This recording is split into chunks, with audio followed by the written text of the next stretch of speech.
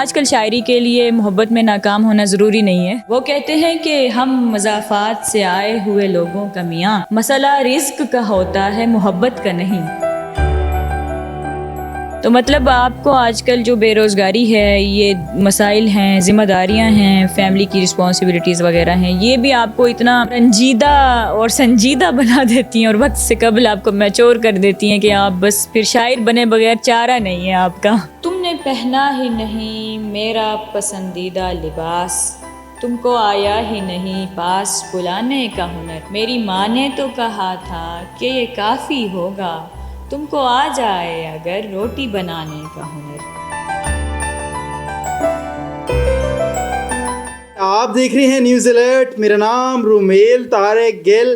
آج آپ کی ملاقات جی جنوبی پنجاب کی ایک ایسی شاعرہ سے کروانے جا رہے ہیں. ویسے تو عمومی طور پہ آپ نے سن رکھا ہوگا کہ جو شاعر ہوتے ہیں وہ دل ٹوٹنے یا اور کسی شاکسانے کے نتیجے میں انسان یا فرد واحد شاعر بن جاتا ہے، مگر نوشین فاطمہ ہمارے ساتھ ہیں. کیسے اس طرف آ گئیں شاعری کی طرف؟ کسی کو ایڈمائر ہوئیں، کسی سے انسپائر ہوئیں، یا کسی کو ایڈمائر کرتی تھی، کہا کہ یار اگر یہ کر سکتا ہے تو میں کیوں نہیں؟ ایسا ہے کہ جیسے آپ نے بتایا ہے ارلی ایج میرج کا شکار ہوئی ہوں اور میری بچی پیدا ہوئی، پھر وہ 9 ماہ کی عمر میں فوت ہو گئی، تو میں نے اس کی وفات پر پہلی نظم کہی تھی. اردو اور سرائکی دونوں آڈینس کو اٹین کر رہی ہیں، آپ اٹریکٹ کر رہی ہیں، اور ریسنٹلی سوشل میڈیا پر آپ کی جو پوئٹری ہے وہ وائرل بھی جا رہی ہے، سرائکی بالخصوص. تو نوشین کو زیادہ کس میں پسند ہے شاعری؟ ہمارا بڑا عجیب کیس ہے. وہ کس طرح؟ ہم لوگ سعودی عرب میں اپنے گھر میں عربی بولتے تھے، تو ہمارا عربی کے ساتھ بھی لگاؤ ہے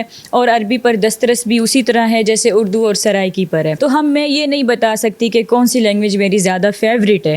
البتہ اگر میں قوم کے لیے کام کرنا چاہتی ہوں، ملک کے لیے، یا زیادہ ایک وسیع کینوس پہ اپنا کام کرنا چاہتی ہوں، تو ظاہر ہے پھر مجھے اردو کو ٹارگٹ کرنا پڑے گا، اردو آڈینس کو ٹارگٹ کرنا پڑے گا. سرائکی تو آپ کو پتہ ہے ایک مخصوص خطے میں سمجھی اور سنی جاتی ہے. پہلی غزل یا مصرع جب کسی کو سنایا یا لکھا ہوا پڑھایا کہ یہ مجھے آمد ہوئی ہے، میں نے لکھا ہے، ذرا دیکھیں، تو وہ کون تھا اور کیا ریئیکشن آیا؟ اپنے والد صاحب کو میں نے سنائی تھی نظم جو میں نے اپنی بیٹی کی وفات پہ لکھی تھی، تو ان کی آنکھوں میں آنسو آ گئے تھے، تو انہوں نے بہت اپریشیٹ کیا تھا، اور انہی کو میں نے اپنی پہلی غزل یا نظم جو بھی لکھتی تھی پھر میں ڈیلی بیسس پر ان کو دکھاتی تھی. انہوں نے بہت ایڈمائر کیا نا. تو میں کبھی کبھی انہیں خوش کرنے کے لیے تھوڑے سے مذہبی اشعار بھی لکھ دیتی تھی نا، تو وہ اور زیادہ اپریشیٹ کرتے تھے، تو وہ سپورٹ کرتے تھے نا. تو والد صاحب کی سپورٹ کی وجہ سے ہی میں یہاں ہوں آج. ریسنٹلی آپ کا ایک سرائکی جو شعر ہے یا غزل ہے وہ بڑی سوشل میڈیا پہ جنگل کی آگ کی طرح وائرل ہوئی ہے،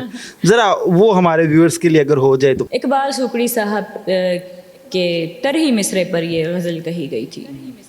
اوندا ایہو حوالہ ہا حوالے سام رکھدا ہا، او سفراں تو جو ولے ہا تا چھالے سام رکھدا ہا، کدائیں بھیج جو دیواں ہا پھل میں کچے رنگاں دے، اونا کو بھی چمدا ہا تے نالے سام رکھدا ہا، تجربہ کار ایوی ہا جو ہر دورے محبت دے، ہنالے سام رکھدا ہا سیالے سام رکھدا ہا، میں لفظاں دی کھلاڑی ہم تے او بھی ڈھگ سیاڑا ہا، او میری گفتگو دے سب حوالے سام رکھدا ہا، تو کالے دل دا او کو آنکھ بانی ہے جڑا نوشین، محبت دے دیواراں دے سجالے سام رکھدا ہا. کیا بات ہے، بہت خوب. اچھا، خود جب ڈاؤن ہوتی ہیں یا ہوتا کہیں ٹریول کر رہی ہیں، عمومی طور پہ لوگ میوزک سنتے ہیں، شاعری سنتے ہیں، ہر ایک کا اپنا اپنا ذوق ہے، تو عمومی طور پہ آپ بھی شاعری سنتی ہوں گی.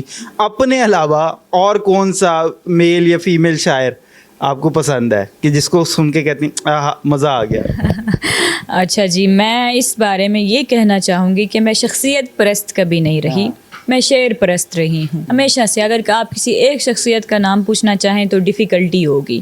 میں نے کافی سارے شعراء کو پڑھا ہے، جس میں سے فیض احمد فیض ہو گئے، محسن نقوی ہو گئے، علامہ اقبال ہو گئے، دیوان غالب پڑھا ہے، اور پھر اس کے بعد آپ آ جائیں جو اب کے قریب پروین شاکر ہو گئیں، تمام احمد فراز ہو گئے، امجد اسلام امجد ہو گئے. مطلب کہ ملٹیپلز ہیں، کوئی ایک نہیں. تو ملٹیپلز ہیں، اور اس کا یہ ہر شاعر کے پاس بہت اچھا کلام بھی ہوتا ہے اور کچھ ایوریج بھی ہوتا ہے. تو میں شعر پرست ہوں، جن کا کام مجھے اچھا لگتا ہے، جو شعر اچھا لگتا ہے ان کو ایڈمائر کرتی ہوں. نوشین جذباتی زیادہ ہیں.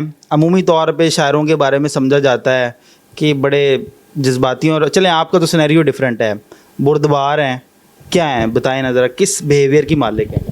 شاعری بغیر جذبات کے تو ہو ہی نہیں سکتی. البتہ آپ نے اپنے جذبات کو کیسے یوٹیلائز کرنا ہے، کیسے چینلائز کرنا ہے، ان کو کیسے پروڈکٹیوٹی کی طرف لے کے جانا ہے، وہ آپ پہ ڈیپینڈ کرتا ہے. جیسے کہ اب اگر مجھے غصہ آتا ہے یا کسی بات پہ دکھ ہوتا ہے تو میں بہت آسانی سے ریئیکٹیو نہیں ہوتی، میں ریئیکٹ نہیں کرتی. میں اس چیز کو 2-3 دن پروسیس کرتی ہوں، پھر اس کو شعر میں بیان کرنے کی کوشش کرتی ہوں. تو اسی طرح ہے، جیسے میرا ایک شعر ہے، بہت اسٹرگل میں نے کیا زندگی میں، تو میں نے اس پہ کہا تھا کہ اور اب کے جب کھڑکیاں سبھی کھول دی گئی ہیں، میں اگلی کوشش میں کچھ نظارے بدل رہی ہوں. تو وہ آپ کا ایک کتھارسس، بیسیکلی شاعری ایک کتھارسس کا پروسیس ہے، آپ کا کتھارسس ہو جاتا ہے. کیا میسیج دینا چاہیں گی؟ جب آپ سے لوگ پیار کرتے ہیں، اوبیسلی اب آپ کی ایک فین بیس ہے، کیا میسیج دینا چاہیں گی دیکھنے والا؟ ہمبل رہیں، عاجز رہیں. اور میرا ایک شعر ہے، میں وہ سنانا چاہوں گی کہ ہمیشہ اپنے حق میں ہم بس اتنا بول پائے ہیں، ہمیشہ اپنے حق میں ہم بس اتنا بول پائے ہیں، حضور ایسا کچھ نہیں جناب، ایسا کچھ نہیں. تو بس ہمبل رہیں، عاجز رہیں، بس لوگوں سے معافیاں مانگتے رہیں اور کہیں کہ بس جینے دیں، جئیں اور جینے دیں. Thank you so much Nausheen, news alert کو اپنا پریشیس ٹائم دیں. You most welcome. اور آپ لوگوں کا بھی شکریہ، آپ لوگوں کے پلیٹ فارم کے لیے، آپ کے لیے بہت ساری دعائیں، آپ کے دیکھنے والوں کے لیے بھی. چلو ہم ہی اٹھا کر دل بری کا بار پھرتے ہیں، وگرنہ لوگ تو کتنے یہاں تیار پھرتے ہیں. فراغت سے بڑی بھی کیا مصیبت ہوگی دنیا میں، فراغت سے بڑی بھی کیا مصیبت ہوگی دنیا میں، ہمارا مسئلہ یہ ہے کہ ہم بیکار پھرتے ہیں.